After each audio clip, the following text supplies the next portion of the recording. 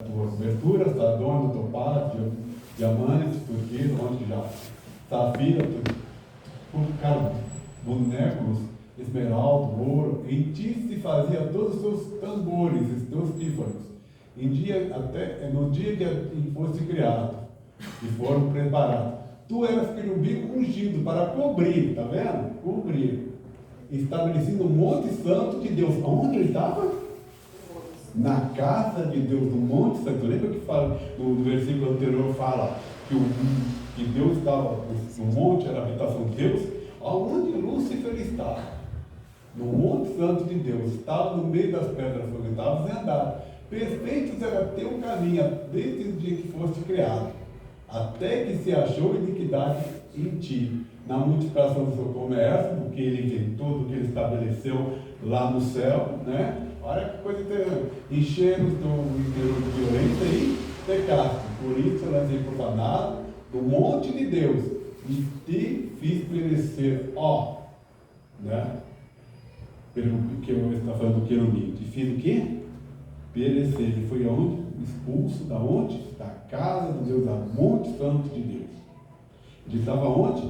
No lugar mais sagrado onde estava a divindade. No Monte Santo de Deus. Incrível, né? Muita coragem desse anjo se revelar. E uma coisa, é aquela coisa mais triste, saber que uma criatura agora vai bater de frente com o Criador. Né? E ele tinha uma posição muito alta em relação aos outros. Ele era muito respeitado. Agora eu vou explicar uma coisa sobre o nome dele. Lúcifer é um nome que ele tem um significado muito interessante. Portador de luz. Ele é um anjo que tinha uma luz imensa. Essa luz foi tirada dele. E Deus colocou alguns nomes dele, que é Satanás, serpente, diabo, dragão. Entendeu? Então, ele é um ser hoje que ele perdeu a sua qualidade de ser um anjo cobridor. Um anjo especial na presença de Deus. Por escolha, a gente tem que tomar muito cuidado com as nossas escolhas. Hoje estamos na igreja e fazemos parte do quê? Da igreja. Estamos na presença de Deus. Não estamos na presença de Deus, mas às vezes temos que tomar cuidado com as nossas escolhas. Olha, um anjo que era perfeito, está lá, bem claro, perfeito, né? Perfeito eram os teus caminhos desde o dia que foste criado, até que ele achou que iniquidade em ti. Esse iniquidade que ele criou, ele veio decidir ir contra Deus. Na verdade, ele queria ser igual a Deus, né? Ele queria receber as honras que era somente a Deus. Ele queria também estar à frente. Ele não se contentou apenas ser um anjo cobridor, ele achava que ele podia ser mais. Mas ele entendeu que, ele deixou de entender que ele era uma criatura diante de quê? De um Criador. Só para você entender. Vamos supor que algum de vocês aqui monta um projeto. Eu sou um ex-projetista industrial. Como é que vocês aqui montam um projeto e faz um robô, né, para certos benefícios, para a sua vontade. Mas um dia, do nada, esse robô começa a bater de frente contra você. Ele resolve querer ser igual a você.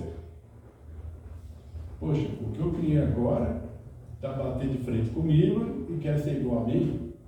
Entendeu? Mas aqui, quem tem todo o poder sou eu. Então nós temos que entender que Lúcifer, ele fez certas escolhas que acabou o quê? Que a vida dele, porque logo quando Jesus voltar, ele não vai existir mais. Né? Ele foi feito para existir eternidade. Não era a vontade de Deus que Lúcifer não existisse mais. Agora, sabe, o Lúcifer ele vive num pensamento assim, ele vive num corredor da morte. Porque cada dia que Deus não dá a oportunidade de salvar, ele sabe que ele está perdido. Gente, tome muito cuidado ao sair da igreja. Tome muito cuidado quando vocês tomam certas decisões. Porque um anjo, né, que Deus criou com sabedoria, um anjo que foi estabelecido como cobridor, escolheu de uma forma errada. Próximo, por favor, slide. E ele falou assim: mas se eu cuidar do norte, subirei acima das mais altas nuvens, serei semelhante ao Altíssimo. Né? E agora o santuário, por causa dessa situação do pecado que surgiu lá do céu, e agora o pecado que surgiu na terra, o santuário é habitação de Deus, e que era de liturgia, se torna uma questão de soteriologia e salvação. Então, por isso que o pecado começou no santuário, e no santuário que ele tem que ser resolvido. Deu para entender essa parte? Bem? Deu? Ok. Próximo, por favor. Agora, depois de 10 capítulos depois, Deus resolve colocar um santuário aqui na terra. Olha que coisa interessante, gente. E tem gente de outras religiões que não entende isso. Está bem claro na Bíblia. Vamos lá. Ele me fará um santuário e habitarão no meio deles. O que eu falei antes? Que Deus resolve cada dia estar mais perto da gente, né? Para que foi o estar? Já tem o santuário lá no céu, por que um santuário na terra? Porque Deus queria estar mais perto da gente. Está vendo que coisa interessante? Olha que coisa mais linda. Sempre Deus procurando estar mais perto da gente.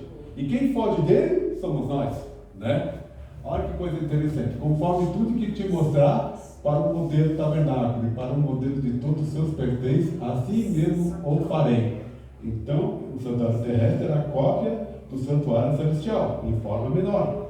Vamos lá. Atenda, pois, que façamos conforme o modelo que foi mostrado onde? No monte. Olha o monte de novo. A gente está entendendo que o santuário terrestre foi o modelo do verdadeiro santuário, que é a casa de Deus, né? É onde Deus fica. Vocês viram a importância de Deus que Ele está conosco? Mas por que o santuário da terra se acabou? Primeiro, é uma questão de obediência. Se a gente for lá em 1 Crônicas, no primeiro, se eu esqueci, Samuel, quando Salomão, né, inaugura o santuário terrestre, ele fala, mas deixa uma coisa bem clara, é por questão de obediência. Se for fiel, ia manter esse santuário, mas que o povo será o quê? Muito desobediente. Por isso que no ano 70 se acabou. Entendeu? Claro que o verdadeiro sacrifício não era mais cordeiro, agora o verdadeiro sacrifício estava na cruz, né? Como fala em João 1,29, aqui está o cordeiro que tira o pecado do mundo. Esse é o verdadeiro cordeiro. E os israelitas tinham que ter entendido isso. Mas os israelitas, o problema deles é assim: nós temos um templo onde tem a presença de Deus, outras nações não têm. Aqui foi feito o templo onde Deus, eles viram Shekinah, a presença da glória de Deus. Mas que adiantou para eles se foram muito desobedientes? Né? Próximo. Então o santuário celestial foi agora se tornou um local de julgamento, uma fonte de auxílio e um centro de uma batalha cósmica. Por quê? O pecado começou no santuário celestial, e no santuário celestial tem que ser resolvido. Por isso que cada oração de cada um de nós, a nossa presença diante de Deus, quando nós oramos, é levada ao santuário de Deus. Né?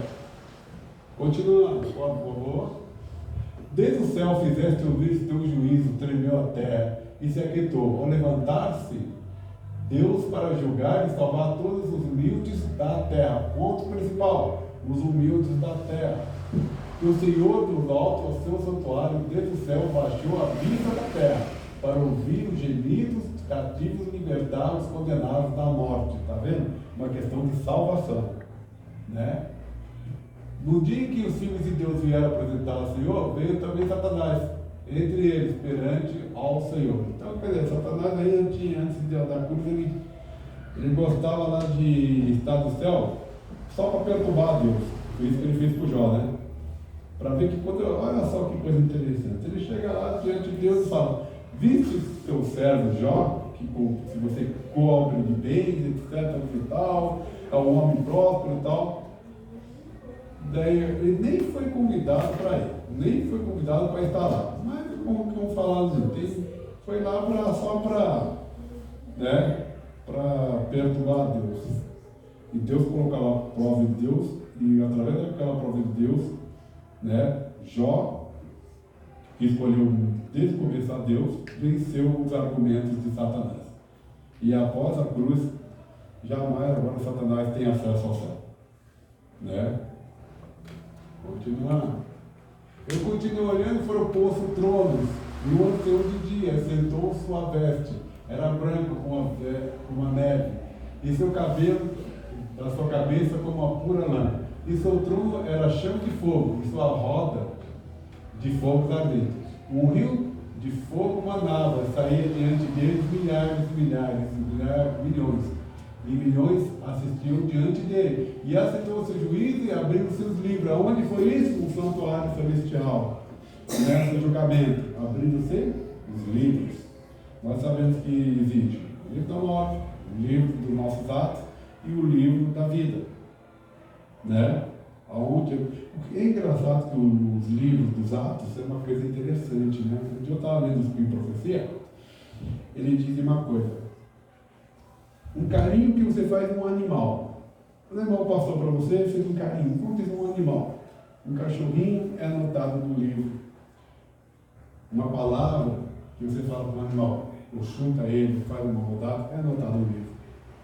A forma que você conversa com a sua esposa, a forma que você conversa com seus filhos, a forma que você traz dentro do teu lar, a forma de conversa é anotada no livro. Tudo é anotado no livro. Se eu chego para você, eu não sou casado, mas se eu chego com uma pessoa aí, vamos dizer, uma namorada, e se eu maltrato ela, é anotado no livro. Mas se eu trato ela bem, é anotado no livro. Tudo é anotado nos livros de registros. E que Deus vai eliminar lá no santuário, aqui na terra, a sangue, né? Cada ano. Quando Jesus vier terminar a sua salvação, vai ter que ser todos os registros de pecados. Está lá os registros de pecado. Próximo, por favor. Tá, olha só quantos textos nós temos agora em relação ao santuário celestial. Olha só. Aquele que vencer, eu darei. Deixa eu olhar para agora, está mais coisa. Não aqui. Aquele que eu vencer, eu te darei coluna do meu templo, do meu Deus, e dele nunca mais a escrevereis sobre o monte o nome do meu Deus. O nome da cidade do meu Deus, a nova Jerusalém, que desce do céu, do meu Deus, e também o meu novo nome. Apocalipse 3:2. Por isso estão diante do trono de Deus, que serve de dia e de noite no seu templo. Aquele que é sentado sobre o trono cobrirá com a sua sombra. Está vendo? Olha outro versículo que fala sobre o santuário celestial. Vamos lá. E abriu-se o céu, o templo de Deus, a arca de sua aliança, e foi vista o templo. E houve relâmpagos, vozes, trovões, terremotos, grande saraiva. Abriu-se o céu, o templo de Deus. E outro anjo saiu do templo, chamando com grande voz, que estava sentado sobre a nuvem: lança tua foice, cega para na hora de cegar e ter a vida, porque se a área da terra está madura. Outro texto: e ouvi a vinda do templo, uma grande voz que dizia aos 7 anjos: ide derramai 7 taças da ira de Deus. 16:1. O 7º anjo derramou a taça no ar, e saiu grande voz do templo, do céu, e o trono de Deus, dizendo: está feito. O 7º anjo derramou a taça no ar, e saiu com grande voz do templo, do céu, ao trono, dizendo: está feito. O primeiro 2 vezes. Então isso quer dizer, não tem como outras pessoas dizer que não existe, que santuário celestial é uma coisa que é adventista. Né? Davi, eu esqueci de colocar esse texto, mas Davi, quando... Você sabe que Davi, ele chegou a planejar um santuário terrestre, né? Mas ele não fez. Quem construiu foi seu filho. Mas quando ele falava para Deus que sobre Deus está no seu santuário, se ele na terra tinha construído, ele estava falando de que santuário? Celestial. Entendeu? Está vendo os versículos que nós temos que pegar para provar que existe um santuário celestial? Né? Próximo, por favor. E vi mortos grandes, pequenos, que estavam diante de Deus. Olha bem esse verso. E abriram os livros, né? Livros. E abriu outro livro, que é o da vida. Olha como que é bem explicado o verso. Abriu outros livros. Porque se dizer outros livros, está no quê? No sentido de plural. Concorda? Está no plural? Agora, quando fala, e abriu outro livro, um singular, o livro da vida. Então isso quer dizer o quê? Que nós temos mais de dois livros. Então, onde está o livro da morte? Morte esse versículo. Livros, plural. Livro, que é o da vida, singular. Então, se existe um livro, mais dois livros, só pode ter um no livro dos Atos, dos nossos atos que é marcado, e no livro da morte. Como que é feito? Quando nós morremos, né, o que acontece? Deus vê as nossas obras durante toda a nossa vida. E é só Deus resolve se nós seremos para o livro da vida ou para o livro da morte. Por quê? Durante 1000 anos, vamos dizer assim, minha filha está fora da igreja, né? Minha filha está fora da igreja. Nasceu na igreja, mas está fora da igreja, não quer mais voltar para a igreja. Esse dia ela falou uma coisa que eu fiquei meio chateado. Não quero mais ser adventista, mas só Deus sabe. Né? Daí o que aconteceu? Se ela não vê mais ela, meu anjo vai levar para o livro da morte lá, né? Se ela não for salva, eu vou levar para o livro da morte, ela estava bem aqui, ela saiu, nunca mais voltou, ela fez isso, não pôde estar aqui comigo. Mas daí outra pessoa que nós imaginamos está lá. Daí vai lá, mas aquela pessoa está lá, tem certeza, Deus?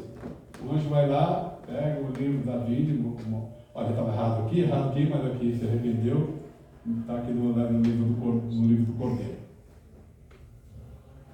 É assim que é tudo decidido. Por isso, gente, qual é a nossa maior preocupação? Não é com a volta de Jesus, é a minha situação diante do santuário celestial. Já pensaram nisso? Como que está sendo resolvido a minha vida no santuário celestial? Porque existem duas ressurreições, a primeira para o justo, a segunda para os condenados. Né? Se eu não ressuscitar na primeira, eu vou ressuscitar na segunda. Na segunda o negócio vai ficar feio para o meu lado. Próximo, por favor.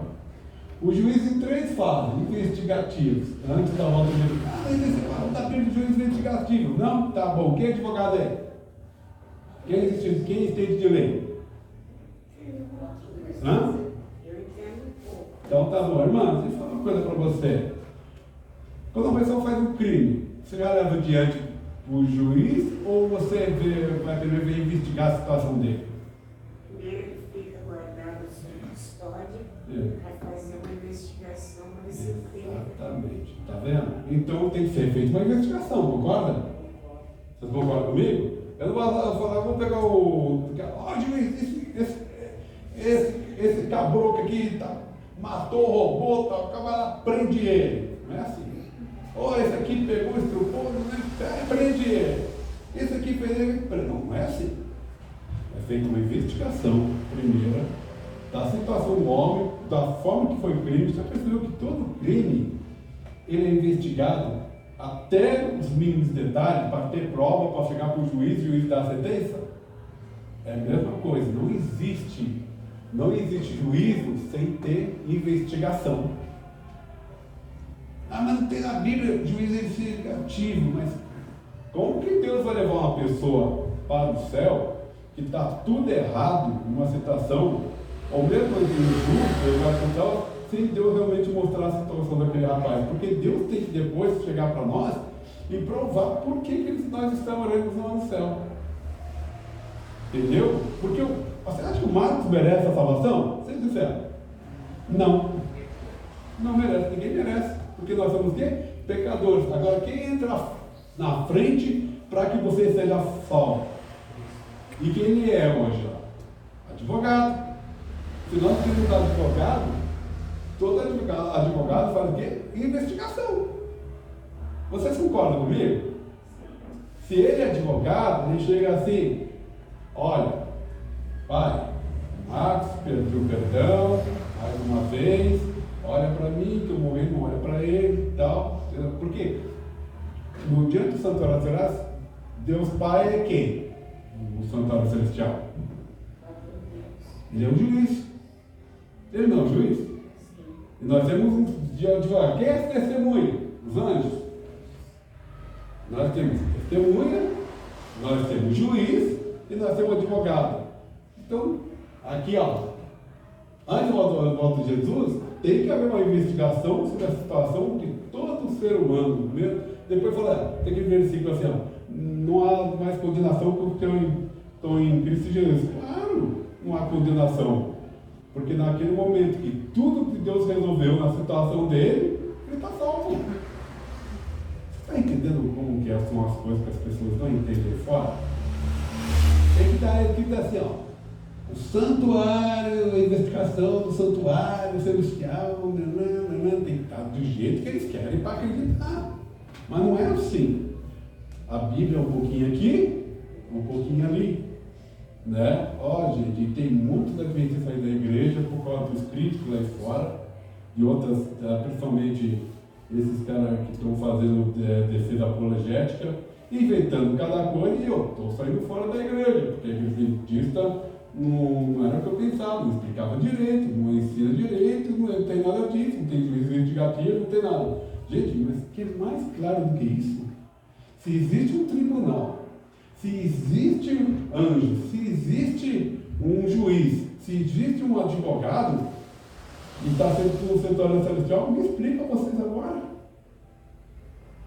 Se não existe um juiz investigativo, porque o juiz é em 3 fases. Por que ele tem que ser em 3 fases?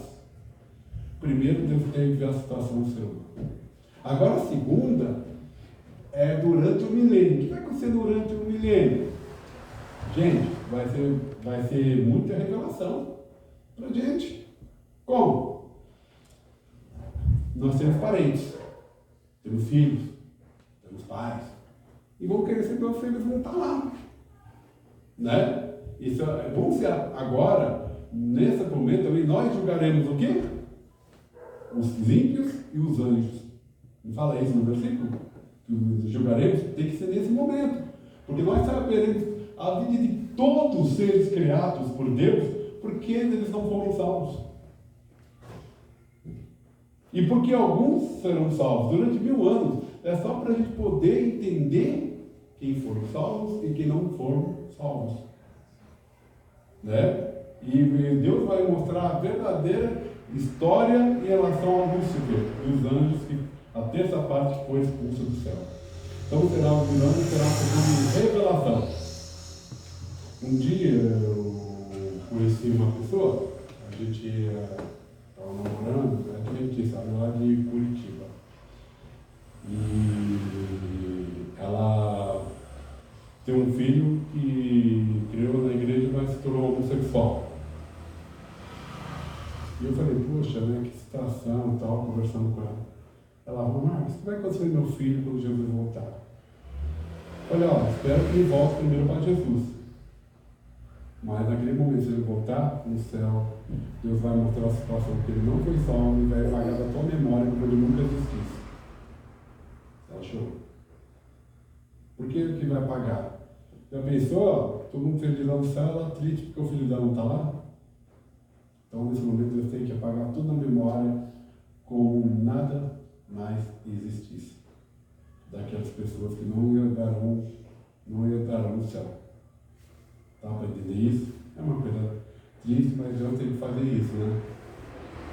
Como também Deus vai ter que destruir muitas pessoas, muitos ímpios, porque ele vai ter que acabar com o pecado. Né? E tem umas pessoas que creem que vai queimar eternamente.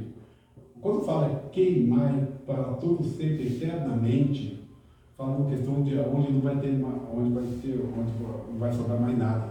Será tudo terminado. Não vai sobrar mais nada. O eterno está no fim de tudo. Porque Deus é criador. Já pensou se Deus cria outros mundos lá e os mundos, o que eles estão queimando lá dentro? Lá que se obedecer a Deus, o outro vai falar, não, melhor a gente se obedecer do que a gente ser queimado também.